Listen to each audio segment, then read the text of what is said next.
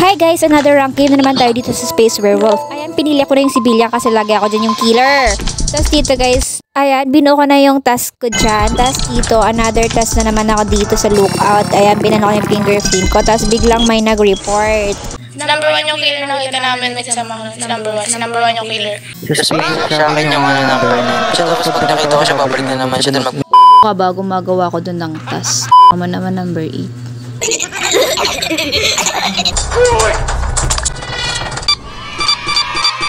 Dito naman dumiretso na ako sa ER para gawin tong task. So ayan, napakadali lang ng task. Tapos dito guys, pumunta naman ako dito sa counter yard. Tapos para gawin tong task na to. Tapos biglang may nag-report. Feeling ko si number 7 to guys. Suspicious din talaga kay 7.